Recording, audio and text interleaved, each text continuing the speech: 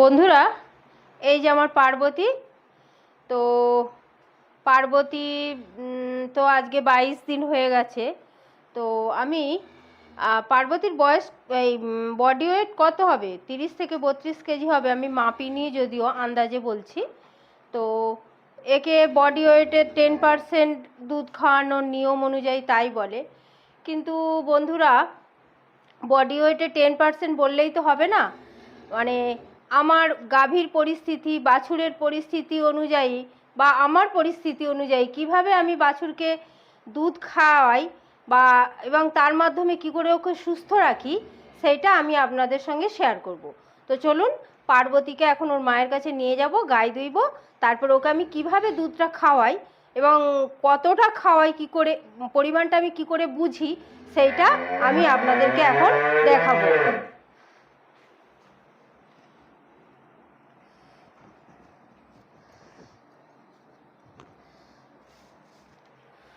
চলো পার্বতী, চলো চলো, এদিক এদিক এদিক, টুকটুকি সর, অনুসর, চলো। এই যে পার্বতীকে আমি ছেড়ে দিয়েছি। হ্যাঁ, পার্বতী এই যে দুধ খাচ্ছে। আমি আপনাদের একবার বলেছিলাম যে দুধের ফ্যাট বজায় রাখতে বাছুরকে প্রথমেই দুধ খাইয়ে নিতে হবে, কিন্তু আমাকে তো অনেকগুলো গরুর গাই দুইতে হয়। আর রাধু, এক আমি বাছুরটা বেঁধে দিই, কারণ ও বেশি দুধ খেয়ে নেবে।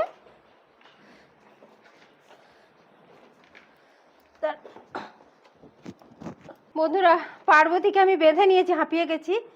তো একটা বাছুরকে যদি আমি ঠিকঠাকভাবে দুধ না খাওয়াই, মানে বরঞ্চ একটু কম খাওয়ানো ভালো, কিন্তু বেশি খাওয়ালে ওর যদি ক্রমশ পাতলা পায়খানা হতে থাকে, ওর যেমন পাতলা পায়খানা হলেও চেহারাও ভেঙে যাবে এবং বাছুর মরেও যেতে পারে। তো প্রথমে আমি পার্বতীকে প্রথমেই বডি ওয়েট অনুযায়ী দুধ খাইয়ে নিতে পারতাম, কিন্তু আমাকে অনেকগুলো গরুর গায়ে একাই দুইতে হবে। সেই জন্য আমি ওকে প্রথমে খাওয়াই না। প্রথমে ওকে আমি তাতে একটু ফ্যাট কম হয়, হোক, অন্তত বাছুরটা সুস্থ থাকুক। সেই জন্য আমি কি করি, প্রথমে ওই রাধুকে গাইটা ধুয়ে নেব, তারপরে ওকে আমি কিভাবে দুধটা খাওয়াই সেটা আমি আপনাদেরকে দেখাবো। দাঁড়া রাধু, দাঁড়া। রাধুকে গায়ে দিতে অনেক সময় লাগে বন্ধুরা। সব থেকে বেশি সময় লাগে সুন্দরীকে, তারপর হচ্ছে রাধুকে। সেই জন্যে রাধুকে আমি 7 নম্বরে দুই। আজকে রাধু সিরিয়াল ব্রেক হয়ে গেছে। রাধুকে আজকে 8 নম্বরে দুইছি আর সুন্দরীকে 7 নম্বরে দুয়ে নিয়েছি। তো আগে আপনাদেরকে দেখিয়েছি, রাধু বালতিতে দুধ দেয় না, ও ভীষণ পা নাড়ে, সেই জন্য ওকে আমাকে বাটিতে করে দুইতে হয়।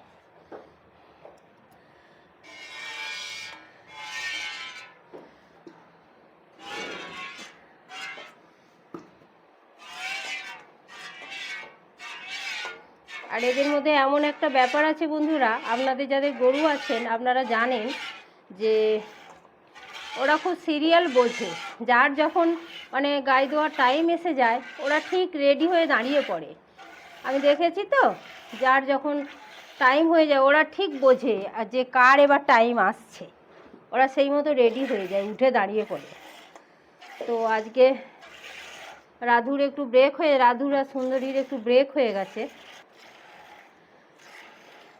কারণ দুধের গাড়ি এসে যাবে। তাড়াতাড়ি করে সুন্দরীকে দিয়ে দিয়েছি, সুন্দরীকে ওই জন্য ধুয়ে নিয়েছি আগে, এবার রাধুকে দিয়েছি আর কি। টাইমের মধ্যে দুধটা দিতে হবে তো।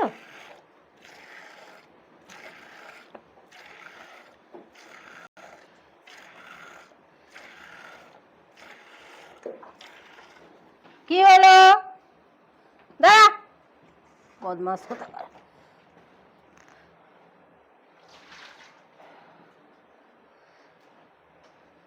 আর রাধু হচ্ছে, সে একটা গরু থাকে না, ভীষণ দুধ রেখে দেয়। আগেকার আমাদের মা শাশুড়িরা বলতেন খুব দুধ চুরি করে, সেই ব্যাপারটা আর কি। রাধু একবারে দুধ দেবে না, ও দুধ রেখেই দেবে। আর সেই দুধটা যদি আমি বাছুরকে খাওয়াতে থাকি, বাছুরের এমনিই পাতলা পায়খানা হয়ে মানে অবস্থা শেষ হয়ে যাবে।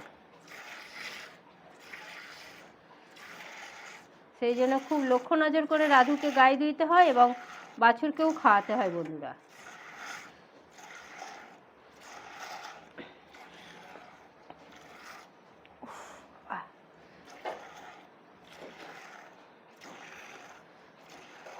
কি রে পার্বতী, ও পার্বতী,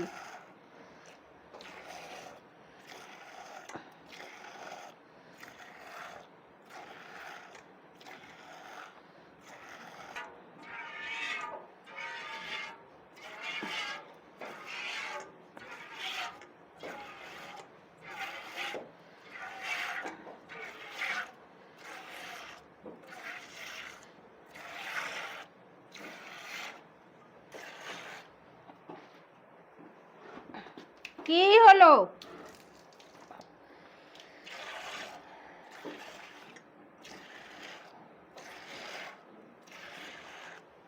আবার তুই না ভীষণ বদমাইশি করিস রাধু।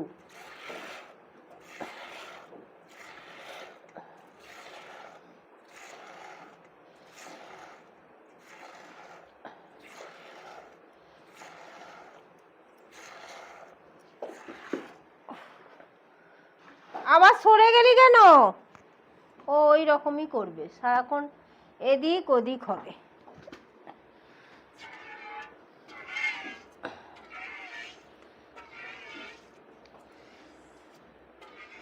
আমাকে পিড়ে বসে ও গায়ে দিতে দেবে না, এদিক ওদিক করবে।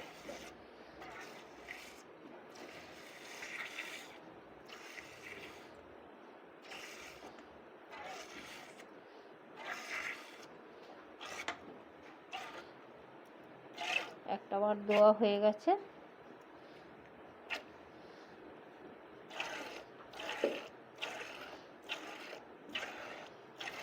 কোনো কোনো গরু থাকে যে একবারেই ঝেড়ে দুধ দিয়ে দেয়, যেমন আমার চামেলি ছিল, কোনো সমস্যা হতো না, ও একবারে ঝেড়ে দুধ দেয়।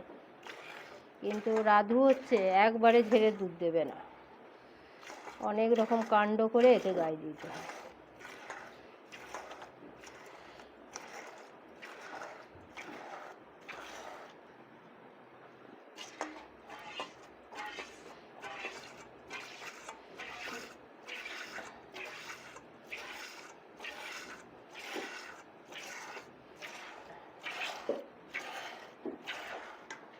কি হলো আবার?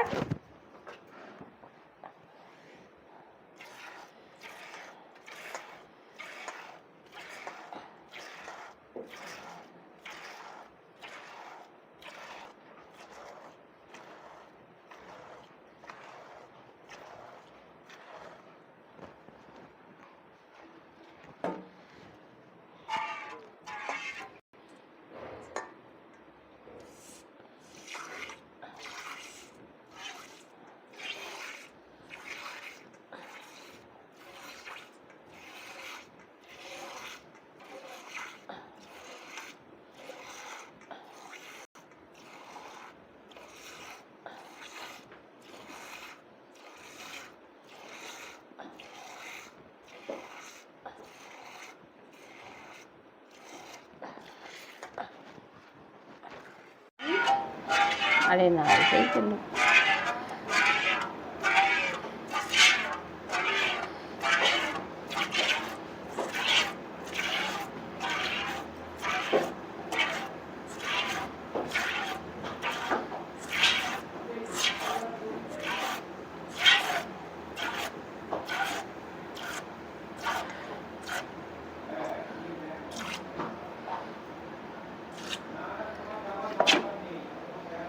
দাঁড়া না রাধু।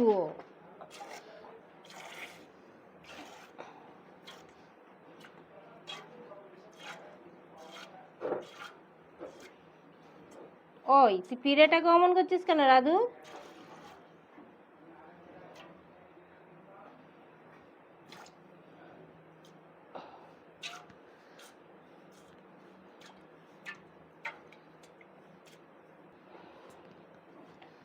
বন্ধুরা, 4টে বাঁটে আমি ধুয়ে নিয়েছি, কিন্তু রাধু প্রচুর দুধ এখনো রেখে দিয়েছে, অন্তত 1-1.5 লিটার এখনো দুধ আছে।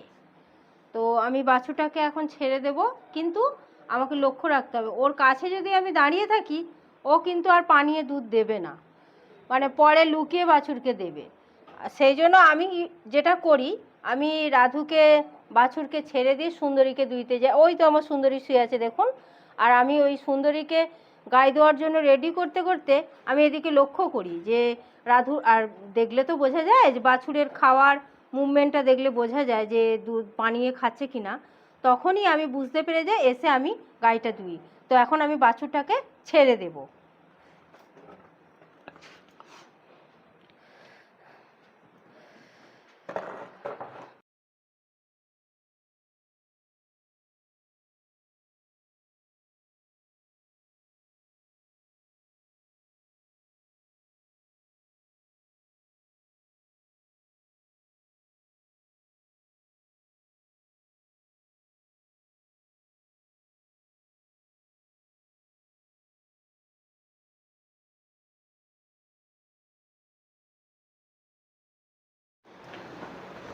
বন্ধুরা আবার দেখুন রাধুর বাঁট ওই যে মোটা মোটা হয়ে গেছে, পানিয়ে গেছে। তো ওকে আবার আমাকে ধুয়ে নিতে হবে, নালে ওকে এখন থেকে যদি আমি ছেড়ে দিয়ে খাওয়াই তাহলে কিন্তু ওর মানে ওর যেটুকু খাওয়ার দরকার চাহিদার থেকেও বেশি দুধ খাওয়া হয়ে যাবে, তাহলে ও কিন্তু পাতলা পায়খানা করবে।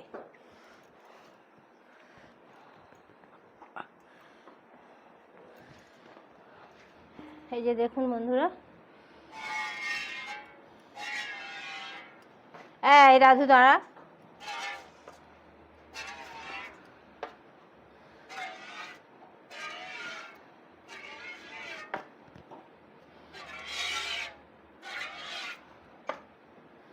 আর এই দোপালানের দুধটা, এই দুধটার থেকে এর ফ্যাট বেশি হয় কিন্তু।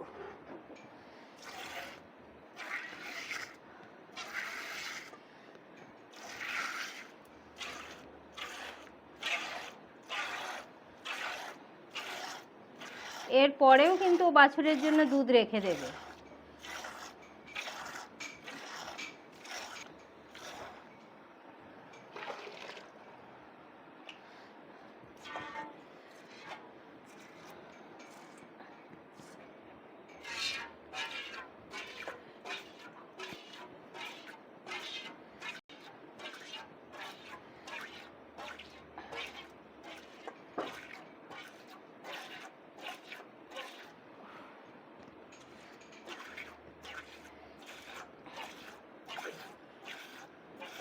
এই বাছুরের বেশি দুধ খেয়ে নেওয়াটা কিন্তু খুব মারাত্মক।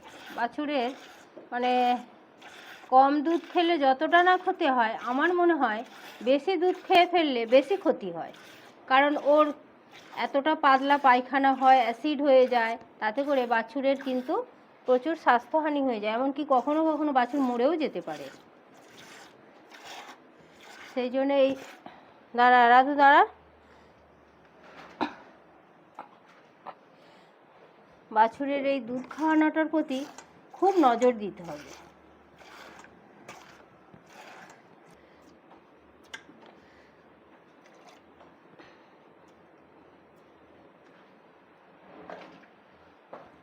বন্ধুরা দেখুন, পার্বতীর পেট কিন্তু মোটামুটি ভর্তি হয়ে গেছে, যে দেখুন পেট কিন্তু খুব একটা খালি নেই। তো এবারে আমি ওকে কিন্তু টেনে বেঁধে, এখন তো রাত্রেবেলা, দিনের বেলা হলে আমি ছেড়ে দিতাম, এটা যেহেতু সন্ধে হয়ে গেছে ওকে আমি আর ছাড়বো না, ওকে আমি কিন্তু টেনে বেঁধে দেবো। কারণ না হলে এই যদি ছেড়েই রাখি তারপরে সে মানে গোয়ালের কাজটা সেরে তারপরে বাঁধবো, এটা করলে কিন্তু ও কিন্তু বেশ ভালো পরিমাণে দুধ খেয়ে নেবে, তাতে করে কিন্তু সমস্যা হলেও হতে পারে। এই গরুদের বাকি এই সব গাভীদেরকে যখন আমি খেতে দেবো তখন সামান্য ভুট্টা নিয়ে, আপনাদেরকে আমি আগেও দেখিয়েছিলাম যে ওর ওই জিভেতে এরম করে ঘষে ঘষে দেবো, দিলে কিন্তু ও খাবে। পার্বতী এখন অল্প অল্প খেতে শিখে গেছে, মানে ওই যে দুধটা পরিমাণ মতো খাওয়াচ্ছি তাতে করে ওর একটু একটু খিদে পাচ্ছে, তা এবার ওই ভুট্টাটা আমি মুখে দিচ্ছি, ওর অভ্যাসটা হয়ে যাচ্ছে, তাতে করে কিন্তু খুব তাড়াতাড়ি খেতেও শিখে যাবে।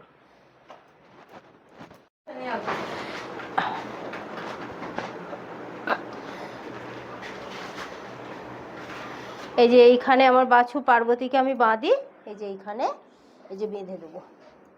আর ওকে আমি রাত মানে সারা রাত দুধ খাওয়াবো না, তারপর সকালবেলা গায়ে ধুয়ে তারপরে এই একইভাবে এরকম করে দুধ খাওয়াবো। আর দিনের বেলা ওকে আমি ছেড়ে রাখি, বেশ কিছুক্ষণ ছেড়ে রাখি, তাহলে ও ছোটাছুটি করে, ওর হজমের